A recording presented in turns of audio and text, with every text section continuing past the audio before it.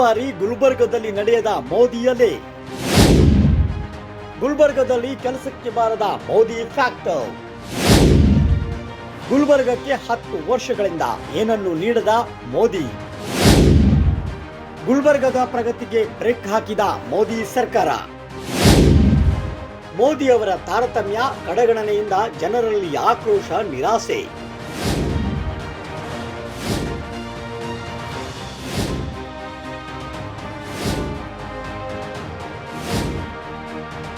ಕಲಬುರಗಿಯ ಹೆಸರು ಡಾಕ್ಟರ್ ಮಲ್ಲಿಕಾರ್ಜುನ್ ಖರ್ಗೆ ಅವರ ಹೆಸರಿನೊಂದಿಗೆ ತುಳುಕು ಹಾಕಿಕೊಂಡಿರುವ ಹಿನ್ನೆಲೆಯಲ್ಲಿ ಈ ಗುಲ್ಬರ್ಗ ಲೋಕಸಭಾ ಮತಕ್ಷೇತ್ರ ಹೈ ಪ್ರೊಫೈಲ್ ಪ್ರತಿಷ್ಠಿತ ಕೇಂದ್ರವಾಗಿ ಇಡೀ ದೇಶದ ಕಣ್ಣು ಗುಲ್ಬರ್ಗ ಕ್ಷೇತ್ರದತ್ತ ನೆಟ್ಟಿದೆ. ಪ್ರಧಾನಿ ಮೋದಿ ಅವರು ಮತ್ತೊಂದು ಸಲ ತಮ್ಮ ಚುನಾವಣಾ ಪ್ರಚಾರ ಸಭೆಯನ್ನು ಕಲಬುರಗಿಯಿಂದ ಪ್ರಾರಂಭಿಸಿರುವುದು ನೋಡಿದರೆ ಈ ಕ್ಷೇತ್ರ ಮಹತ್ವ ಎಷ್ಟು ಎಂಬುದು ಮನವರಿಕೆಯಾಗುತ್ತದೆ. ಕಳೆದ 2019ರ ಚುನಾವಣೆಯಲ್ಲೂ ಇದೇ ಗುಲ್ಬರ್ಗ ಮತಕ್ಷೇತ್ರದ ಮೇಲೆ ಮೋದಿ ಅವರು ಹೆಚ್ಚಿನ ಆಸಕ್ತಿ ವಹಿಸಿ ತಮ್ಮ ಸಾಮ, ದಾಮ, ದಂಡ, ಭೇದ ಸೇರಿದಂತೆ ಹಲವಾರು ಅಸ್ತ್ರಗಳನ್ನು ಪ್ರಯೋಗಿಸಿ ಕಾಂಗ್ರೆಸ್ ಪಕ್ಷವನ್ನು ಸೋಲಿಸಿದ ಮೋದಿ ಅವರ ಈ ಎಲ್ಲಾ ಅಸ್ತ್ರಗಳು ಇಂದಿನ ಚುನಾವಣೆಯಲ್ಲಿ ಕೆಲಸಕ್ಕೆ ಬಾರದು. ಈ ಸಲ ಗುಲ್ಬರ್ಗದಲ್ಲಿ ಮೋದಿಯಲ್ಲಿ ಇಲ್ಲವೇ ಇಲ್ಲ.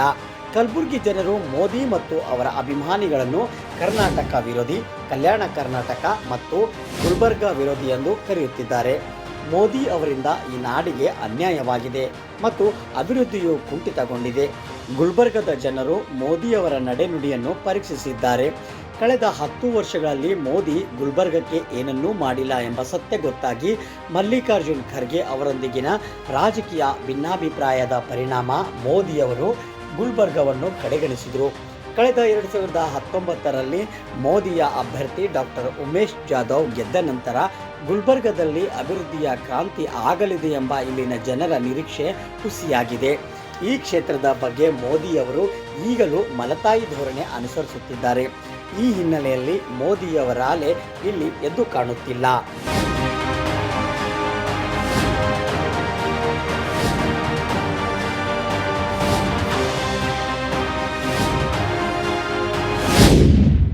ಕಲಬುರಗಿ ಅಭಿವೃದ್ಧಿಗೆ ಮೋದಿ ಮತ್ತು ಬಿಜೆಪಿ ವಿರೋಧಿಸಿತ್ತು.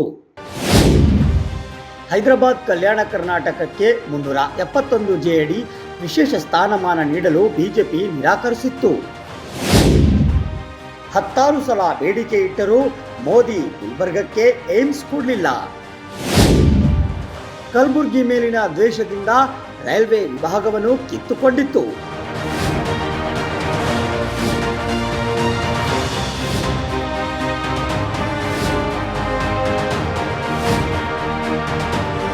ಈ ಮುನ್ನ ಕಳೆದ 2009ರಿಂದ 2014ರಲ್ಲಿನ ಕಾಂಗ್ರೆಸ್ ನೇತೃತ್ವದ ಕೇಂದ್ರ ಸರ್ಕಾರದಲ್ಲಿ ಮಲ್ಲಿಕಾರ್ಜುನ್ ಖರ್ಗೆ ಸಾಹೇಬರು ಕೇಂದ್ರ ಸಚಿವರಾಗಿದ್ದಾಗ ಗುಲ್ಬರ್ಗದಲ್ಲಿ ಕೇಂದ್ರೀಯ ವಿಶ್ವವಿದ್ಯಾಲಯ, ಇಎಸ್ಐ ಆಸ್ಪತ್ರೆ ಸೇರಿದಂತೆ ಅನೇಕ ಅಭಿವೃದ್ಧಿ ಕೆಲಸಗಳನ್ನು ಮಾಡಲಾಗಿತ್ತು. ಆದರೆ ಮೋದಿಯವರು ಕಳೆದ 10 ವರ್ಷಗಳಲ್ಲಿ ಗುಲ್ಬರ್ಗವನ್ನು ಅಭಿವೃದ್ಧಿಯಿಂದ ಮತ್ತಷ್ಟು ಹಿಂದಕ್ಕೆ ತಳ್ಳಿದ್ದಾರೆ.